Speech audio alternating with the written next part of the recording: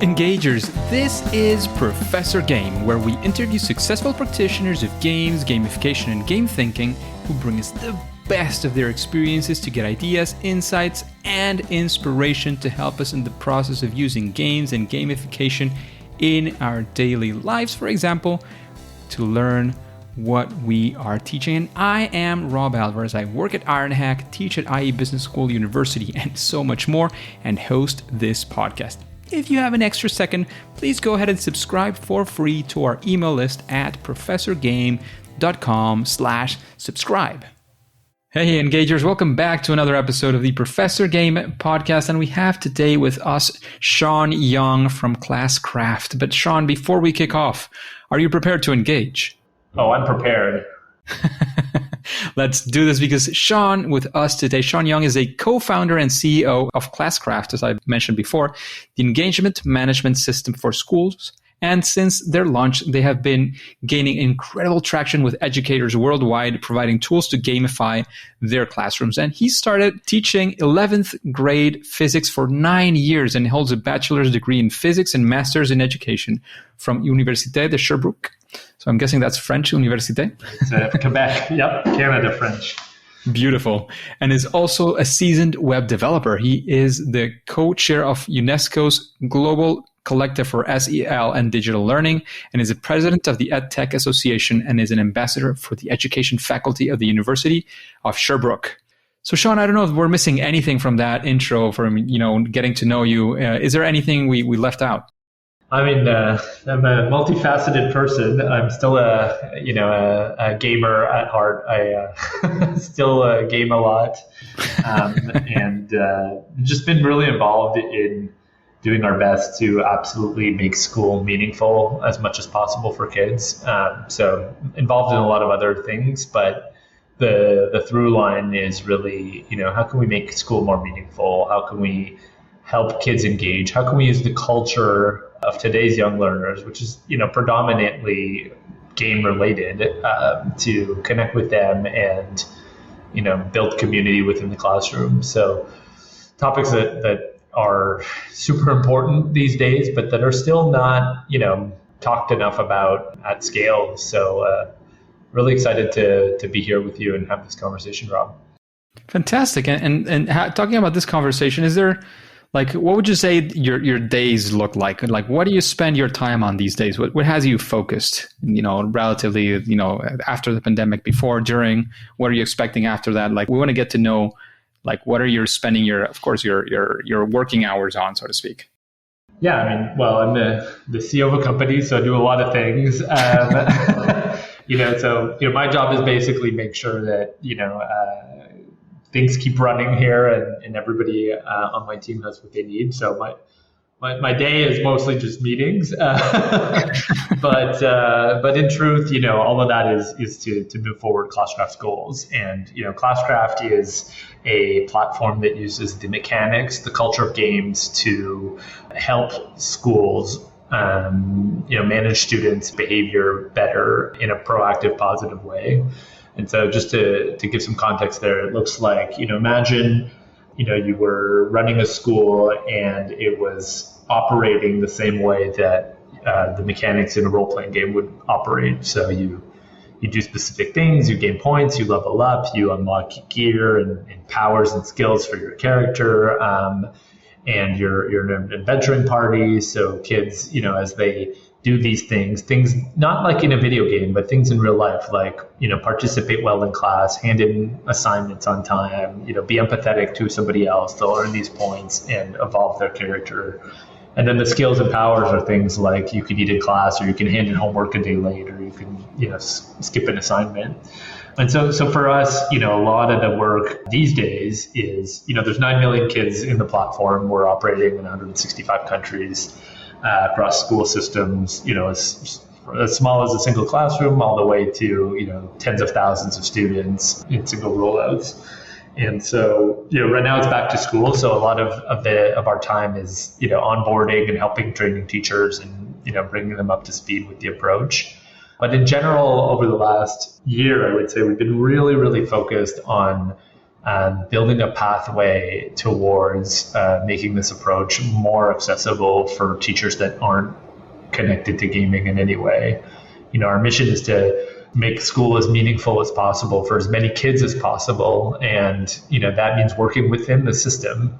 And to do that, we need to work with, as many types of educators as possible. So we're training teachers right now that have, never played a video game in their life. And we're teaching them about motivation and around engagement and helping them. We've built a super simplified version of Classcraft over the last year that leads to, as you play, you unlock more and more mechanics. Classcraft was always a bit of a daunting beast to the normal, quote unquote, non-gamer educator, because there's leveling up and there's health points and there's powers and there's avatars, and these are all things that, if you've played some amount of games, these are all normal things. But if not, they seem very complicated and not for you. And so we've done a lot of work over the last year to build a lot of little stepping stones to help teachers, level up their motivational tactics as they get started with Classcraft. So it's just super simple and complexifies throughout the school year as they get more comfortable. That sounds great. Yeah, the scaling is its own unique challenge, right? For sure. Yeah, any startup to scale up founder especially can attest to that, I am sure. And talking about those challenges, Shawn, because in this podcast, this question we always like to do, and we've gotten a lot of insights from, and it has to do with failure or fail, first attempt in learning, those moments where things, where you were going left and things went right, whatever that looks like. And of course, we want to be there in that story with you, see what happened. How did you get out of it? What did you learn? Any lessons that we can take away from that moment? And of course, see what happened after that. Yeah, this is, we could do an hour conversation on this topic, period. And maybe we should, but there's a lot of failures in starting a company. It's just part of it. I like to say that the growth curve of your company is the same as your personal growth curve as a founder. You need to level yourself up as you're leveling up your company. So there's been a lot of learnings along the way. And I think that for me, it's back to this point that I was just talking about. I would say that our biggest challenge has been to properly explain and onboard teachers into Classcraft. And, we finally cracked it, I have to say. I'm pretty proud of the work we've done. It's pretty awesome what we just launched. But we've been struggling with this for years. And, one of the challenges in education is a lot of stuff is happening at back to school.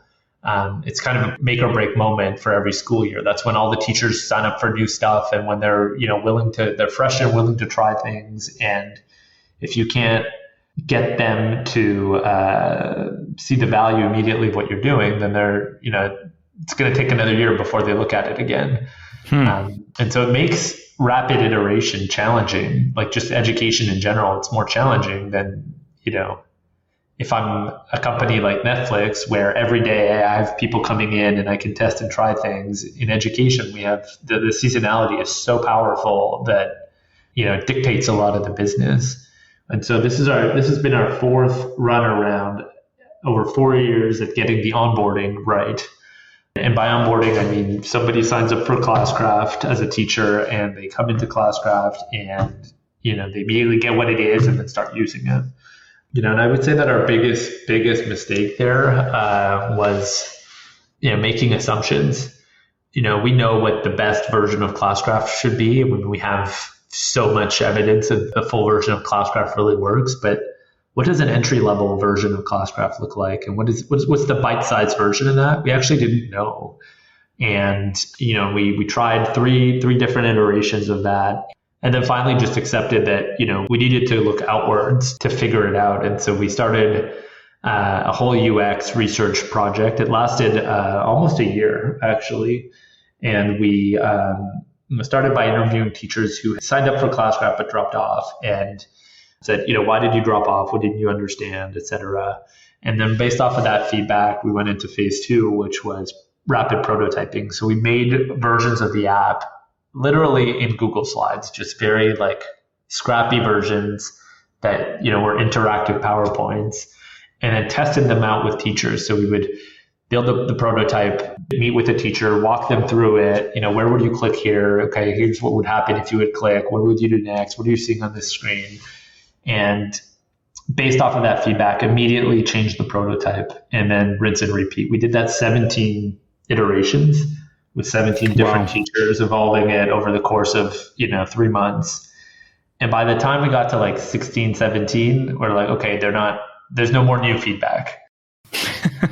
and then we went out and built that actual app. So the final prototype we had made, we went out and coded it and built it, and then recruited 10 teachers and ran it for 2 months in their classroom. This very slimmed down, there wasn't even avatars in that version, just for people who are, not exposed to Classcraft, like students' characters and all the gear that they get in their avatars is a big part of the experience for kids. And this slimmed down version doesn't even have them.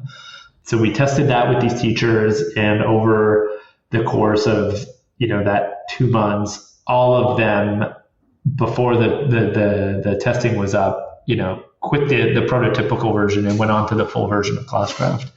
And so for us, that was like, so there it is. There it is. We succeeded in making it interesting enough and bite-sized enough. And keep in mind, these were teachers who would come to Classcraft and left because it was too complicated for them.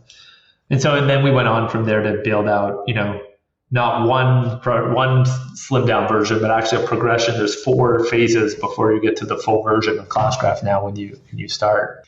And just really rethought of ourselves as not only a platform to foster intrinsic motivation in students, but actually to teach teachers how to integrate that into their practice. So starting off with very extrinsic motivating mechanics, and as they use it, add layer upon layer of new features that leads to more and more intrinsic motivation building. So, you took that lesson from games, right? Having a very good onboarding phase where even if you don't know nothing, you'll be able to play the game, and eventually you'll have the full experience. Exactly. And the whole challenge that's what we tried to do in one of our previous iterations. And the problem is that the teacher's not the player, isn't a player. The teacher's like, it's like if it was Dungeons and Dragons, right? And the kids are the players and the teacher's the dungeon master. Yeah. So how do you train the dungeon master to become a good dungeon master? The answer for D&D is like read 300 pages of manuals. And unfortunately, that couldn't be our answer. So, we had to make a super simple version of D&D that has no, dice or mechanics, and then layer those in as we go, and basically help teachers be comfortable as game masters. In a way that a game, like the game is like game onboarding, you're the player. So that dichotomy between, this idea where we looked at onboardings in games and they just that was the student onboarding. It didn't apply to the teacher experience. Exactly. It was a real challenge. You had to think, it was sort of a meta thinking there of, it's not only the student, but it's also sort of taking a step back. And there's also a game for the teacher, because you were saying before that you realized that this was also a platform to teach the professors, the teachers. So there you had to create sort of a game on top of the game to be able to do that, which is fantastic. Yeah. So, I wish we'd figured it out sooner. Well, and what would you have done, like now knowing all these things and assuming you had a similar challenge, like would you do something differently? Like where would you head, or how do you approach initiatives now with this knowledge? Yeah, following that, we hired we have a team on staff that does UX research and is constantly doing this type, maybe not as big of a process, but this type of a process with all of our new features now. I think that, we got really far with Classcraft off of the experience of our internal team of educators, myself included. I mean, I built Classcraft in my own classroom for myself. That's kind of the origin story here. Is I was a teacher for 10 years and a gamer and a developer, and just had this ongoing mission to make school meaningful for kids. And so made Classcraft for myself and used it for 3 years with my own students without telling anybody about it. And I'm guessing it worked for you. Exactly. And it had no interface, but the impact was there even without the interface. And so I made a little website just to talk about it. And I'm like, wow, the kids are really resonating. I was teaching high school, and I've seen dramatic changes in a lot of kids' behavior as a result of this approach. Maybe I need to at least let other teachers know that this is possible. And so I made that website, and the day it went online, it started trending on the front page of Reddit Gaming, and 130,000 people came to the website overnight. And from there, it was just very apparent that people wanted this. So that's kind of how the company got started. And I started it with my brother, Devin, who's a designer, creative director. So we've been working together on projects for clients. He would do all the client work, the design work, and I do all the programming work. And ultimately, that got us super far. Like that 3 years of testing in my classroom, and after that, just the rapid iteration we had with beta user teachers. We had when we launched Classcraft properly, we had 2,000 teachers on a wait list. Got a lot of feedback, and got super far. And Classcraft was super effective for a lot of people. But when it became time to spread our wings and go towards teachers that weren't like me, teachers that weren't gamer-like teachers, who weren't didn't necessarily take joy in playing. I'm a board game nerd as well. These are all things that I love, right?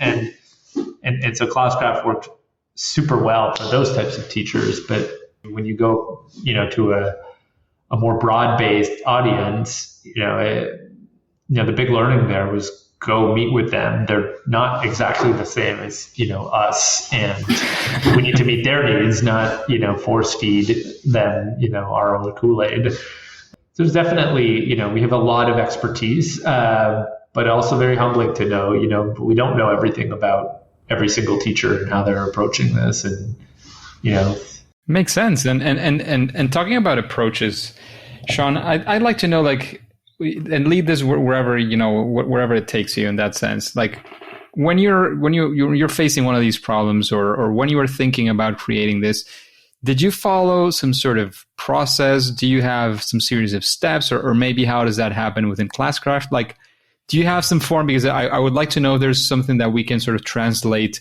for the engagers, for the listeners here, of how do you manage to get to these fantastic things that you've created? Yeah, that's a good question. I mean, I think, part of the origin of Classcraft is homegrown, right? Labor of love, and, borrowing from a lot of the stuff that I loved in games, the kind of an ongoing throughput. In those days, I was playing a lot of World of Warcraft, and so were my students. And it was just, why are they willing to spend hours and hours grinding, killing murlocs in World of Warcraft, which is like the most repetitive thing you could ever do? But not willing to spend, 20 minutes doing physics homework. Like, what's the underlying psychology there? Why does murloc killing work, but not physics homework? And so, for us, the psychology is really at the core of a lot of the development hypotheses we have.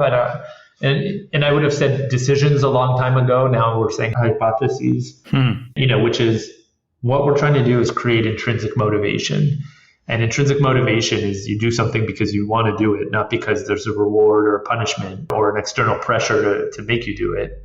And so, when you look at something like murloc killing in World of Warcraft, or Tetris is another great example of, very repetitive experience, and yet millions of hours sunk into Tetris by a lot of people. There's actually really robust literature on this. It's called self-determination theory, and it's, feelings of progression, immediate feedback, being in control, having social constructs to relate these experiences with other people. These are all core foundations of human psychology. It's part of why we do things. Why are we motivated by specific things? Games are just really good at packaging it in a way that is really robust and scalable. But it's, these factors are the same for, woodworking or, karate. Like, it's all the same human factors that are at play. So those kind of guide a lot of our hypotheses around designing engagement. But now I'm saying hypotheses because what we do is we start with research. So we now have this process in place where we'll meet with teachers and say, hey, does this solve a problem for you? Do you see your students doing this, et cetera? And actually getting feedback from users, from students, from parents even sometimes. And from there, having that inform the initial wireframing. So we go from client feedback or, research-based hypotheses to, okay, well, let's explore more deeply what that could look like. From there, build wireframes and mockups, prototype them, test them with people, either internally or with users. And then from there, go into the design and development phase. But we're putting a lot more energy at the initial research phase than we ever have before. And it's paying off. I mean, I think it's allowing us to experiment earlier on in the process. I wouldn't say experiment less, but experiment earlier on when it doesn't, making prototypes and PowerPoints doesn't cost money and it's fast, so it's, whereas developing features and then people don't use them, that costs money. Money, time, effort, exactly. Emotions that you put into it, all that stuff. Yeah. So, if there's anything, I would say test early. We don't test early enough. We try to have things really fully baked before trying them out, but you can quickly know if something's working or not. Yeah, it's usually not a cake or bread that you're preparing here. It's a lot more. It does have moving pieces, and there's many things that can be tested out. Like you try out a piece of cake, and it's not going to work as well because it's baking, but this is not baking. So the invitation is to check it out and iterate, and that's something that we get from game designers as well. Like how much they iterate, how much they test, how much they try out things, and how often they do that. That's a trait from game design as well that is very, very useful. Yeah, I mean, I would say that for us, like a very unique challenge to Classcraft versus, say a video game is we have a lot of different stakeholders and users that aren't playing the game. The player for us is the student, but there's the teacher, there's the parent. Parents can give, points in Classcraft as well as the teacher. And then more broadly than that, there's the school administrators, and for them, they care about the data. They care about, because we're able to, help schools identify which kids are participating in class or are showing empathy or are being respectful with their peers. These are all things kids get points for. So by looking at a student's progress in the game, they're able to identify which kids are struggling or succeeding. And so there's a lot of stuff happening around Classcraft that isn't part of the game, and in the same sense that, you look at Roblox, for example. Roblox is a game in the sense that there's games in Roblox, but it's also a platform for creation, and it's also a marketplace. And so there's a lot of different personas of people interacting with the platform and the experience that aren't the players.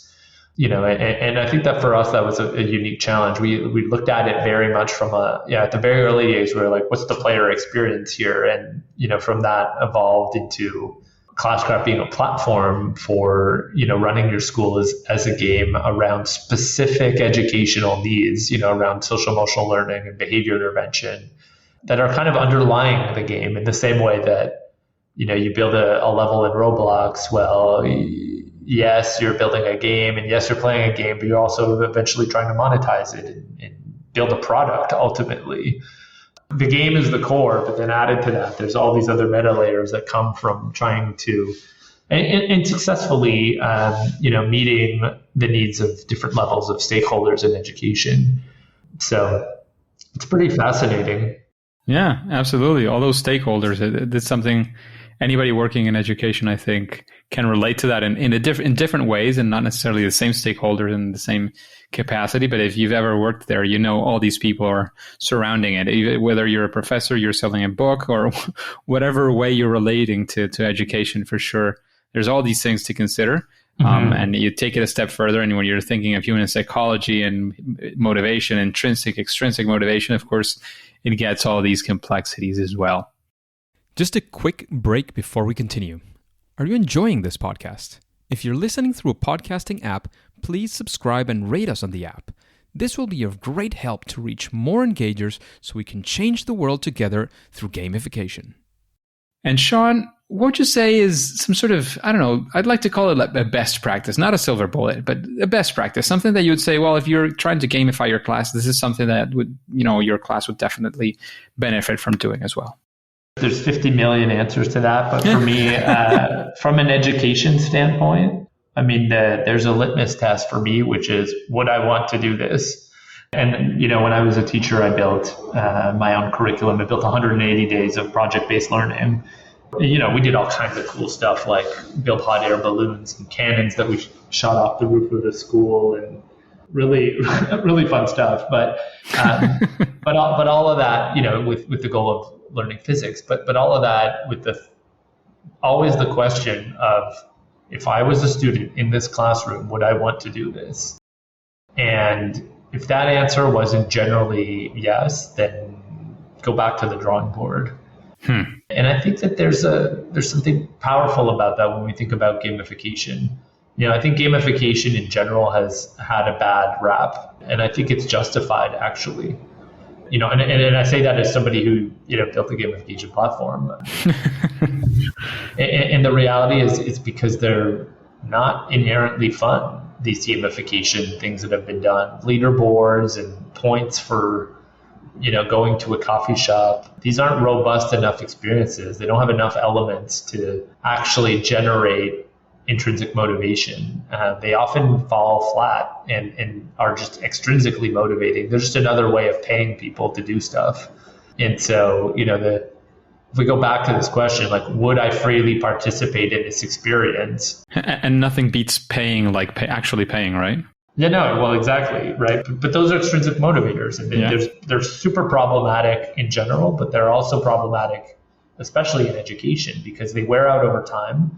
Research around extrinsic motivators shows that for the same motivator, you're going to need to amp up the dosage over time, because we get used to it. But then also, in learning, which is especially concerning, is the overjustification effect, which is, if you take something that is inherently motivating to a person and you apply an extrinsic motivator, that extrinsic motivator will replace the intrinsic motivation.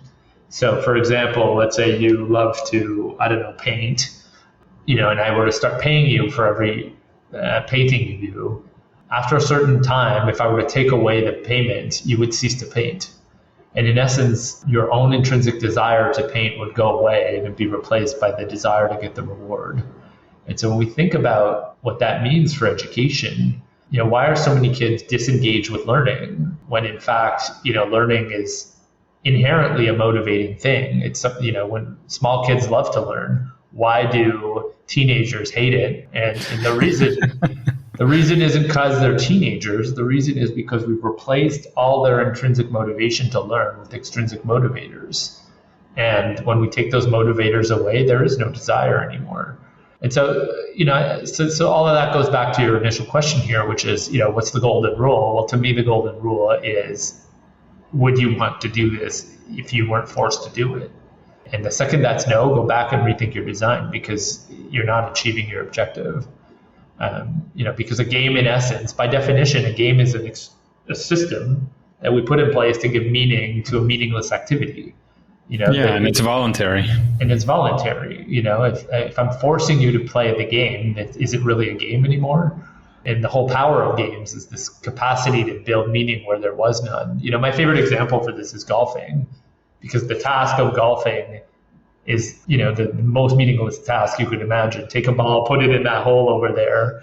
And, if I were to ask you to do that, I'd be like, hey, Rob, go do that. You would never think to put clubs and do all this stuff. You would just pick it up and walk over, right? I'll just go, and then I'll be like, oh, do that 500 times. And then you would say, well, that's incredibly boring and time consuming. You'll have to pay me to do that. And instead I would say, no, I'm not going to pay you to do that. I'm actually, here's a bag of clubs, and you need to hit the ball, and you need to decide which club you're going to take. And by the way, you don't have an infinite amount of shots here. And, those sweatpants you're wearing, you need to go change and put on, proper clothing to play golf. And in essence, what I'm doing is putting in place all these extrinsic pressures, but that give meaning to an activity which didn't have any. And that's why people get up early on a Sunday and go golfing. It's because of all this external stuff that we've put in place that generates meaning out of nothing. And that's really the power of games. And that's why they're such a fascinating construct, and why we can learn so much from them in education, because education as well is a designed experience, just like a game is. And so, we make design choices every day as educators. And, if we're making choices that do not lead to, I would want to partake in this of my own free will, then we're not actually serving ourselves or our students long term. Yeah, for sure. For sure. And you've given a great recommendation as far as thinking, on how to approach a project and what is, as you mentioned, that golden rule, in that sense. And as you've probably experienced as well with UX, the only caveat I would give to that is remember that even if you enjoy it, not necessarily the other people will enjoy it. Like your user is not necessarily you always. Yeah. So that's the only caveat to that. But it's a fantastic starting point, because if for you it's absolutely boring, you probably won't be excited about it. And if you're teaching the class and you're not excited about it, that's a big loss for you and for the students for sure. Totally. I mean, honestly, being a teacher is a marketing job. Constantly marketing new stuff to an audience. Yeah, for sure. Yeah. Getting them excited about it and purchasing their, with their attention. Yeah, like why would I care? Is what every single student asks themselves. And again, because we've beaten out of them the internal desire to care about these things.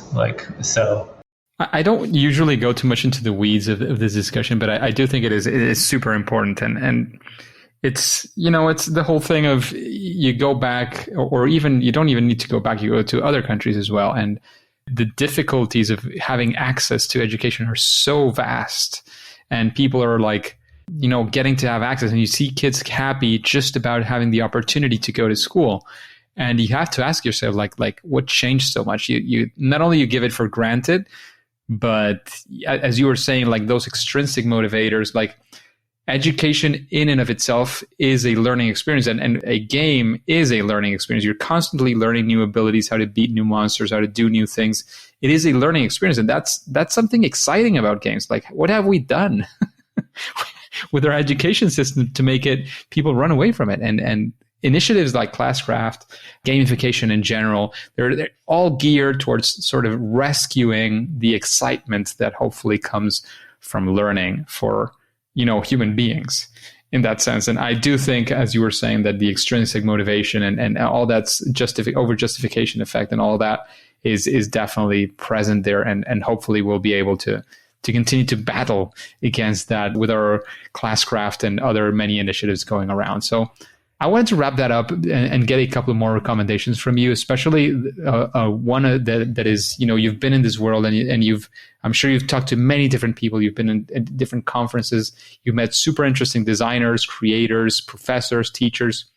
So I would like to know if, after hearing these questions, the vibe of the podcast, is there somebody that comes to your mind that you say, oh, this person, I would definitely like to listen to him or her in this podcast? Oh man, there's dozens. It depends what type of conversations we want to have. Some people come to mind, like Matt Farber, who's a friend of mine who does research on social emotional learning in games, and what can we learn from empathy, for example, around in games. All the way to, one of our advisors is Jean Godot, who's for over a decade the creative director for the Assassin's Creed series. And it's so fascinating to talk to some of these people that are in the game industry and not in the education industry, how they're thinking about motivation and how strongly it overlaps actually with a lot of what I've been saying from an educational standpoint. And then all the way down to actual practitioners. I think that, one of the things that has continuously inspired me throughout this, decades-long journey has been just how amazingly a lot of teachers are taking what we built, Classcraft, and bringing it to like completely new heights that we didn't even imagine. Me doing Classcraft in my own classroom 10 years ago, and the teachers that are now using it and doing all kinds of creative stuff that is, way beyond what I was doing is just super interesting. I think that we often, talk to game designers, get their perspective, talk to, researchers, talk to, people who are building stuff, but the actual users have just a really fascinating voice as well, and of course, it would benefit to be heard from. So lots of Classcraft ambassadors, for example, are just fascinating. So those are some things that come to mind. Fantastic. Yeah. Those are great, actually. Matt, with his social emotional learning and gaming book, he was in the podcast recently talking precisely about that book. He's been in the industry and around, and he used to be as you were saying, down in the ground practitioner as well. Now he's more on a little bit more of an academic role, so to speak, but he's also teaching as well. So plenty of things going on in that world. Your designers and actual practitioners as well of Classcraft and gamification are always exciting, and definitely part of our target population of guests and hopefully listeners as well. So, final recommendation, would you think of, giving the recommendation of a book? Like if I told you, like, what book would you recommend? Is there a book that comes to mind, more than one? Hopefully one, so that we can sort of focus on it, and especially knowing why that book would be a good fit. I probably read, 50 books a year. I read a lot. So, man, like this conversation, I read a lot of novels as well, but also a lot of, learning books. I think that there's some obvious sci-fi books come to mind here. But I think for me, some of the most impactful books for me have been books that cross the bridge between different disciplines. And I think that's what's happening with Classcraft. We're bridging, between the world of entertainment and games and all of that and actual what's happening on the ground with education. For, a seminal book for me when I was, I'm a physicist. I read the Tao of Physics growing up.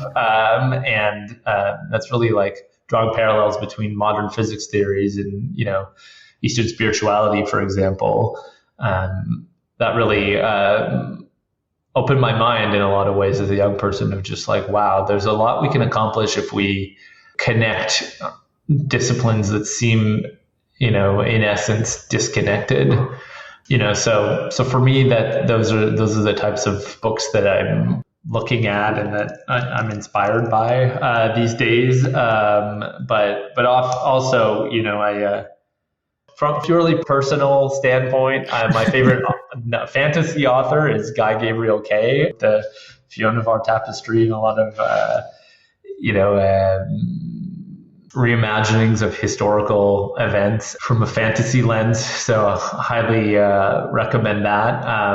From a leadership style, I read recently Unleashed, which is a guide to building motivation in employees and overlaps with a lot of what we're trying to do with Classcraft, but for, human resources. Mm-hmm. So those are some examples. Another really great book is The Short History of Nearly Everything by Bill Bryson. If you're into science, it's a really fantastic one. But yeah, there's not one book. Reader for sure. There's so many books. Yes. Absolutely. I never have time. I never have enough time for reading. That's for sure. Mm-hmm. I've lost the habit a little bit, especially funny enough during the pandemic. For me, it has been crazy busy times, and I've lost a bit of the habit that I was regaining. So I can't say I read 50 books a year for sure, but that is a great habit that I do recommend getting as much as possible. And I get a recommendation a week, so I should be reading 50 books a year as well. Come on, Rob, get to it. Chop. I need to. Yeah, absolutely. I've very seriously thought about taking those, speed reading courses to help me. Maybe it helps me get more motivated if I can just go quickly through the book. I don't know. Believe it or not, Rob, I took a speed reading course. That was my birthday present that I asked for when I was 16. There you go. Has served me for forever since then. But ending on maybe a more traditional recommendation for education in games, I think Ender's Game is a really interesting and fascinating read as well. Which one? I didn't catch that last one. Ender's Game. It's a sci-fi novel about a program where they use, basically gamification to teach kids, how to become really good soldiers in the future. But there's really powerful ethical components built into that novel. I don't want to spoil it. But for anybody who's interested in, what an extreme version of gamification can look like, that's an interesting example. Sounds great. And talking about preferences and things you like and enjoy, what would you say is your favorite game? Oh man, I have to say I've been a longtime Zelda nerd. So Breath of the Wild really was fantastic, and I can't recommend it enough.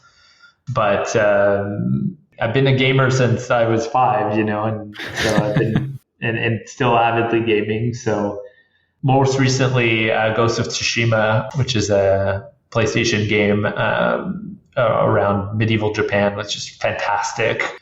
And have obviously played a lot of World of Warcraft. I mentioned that earlier, but any Metroid type game, Hollow Knight is fantastic as well. So looks like you have a list of the favorite game. Yeah, no, exactly. Why choose one, Rob? It's like books. This question should be like, list your 10 favorites in no particular order. That's the difficulty, there's where motivation comes in. Yeah, exactly. Absolutely. So thank you very much for investing all this time with the Engagers. But before we say game over for now, we'd like to know if you have, any final words, any final piece of advice, of course, where we can find out more about you, about Classcraft. This is the sort of the plug moment as well. So Take it away. So classcraft.com, that's our website. We're present under Classcraft Game on Facebook, Twitter, Instagram, TikTok, even LinkedIn. So a lot of useful resources there.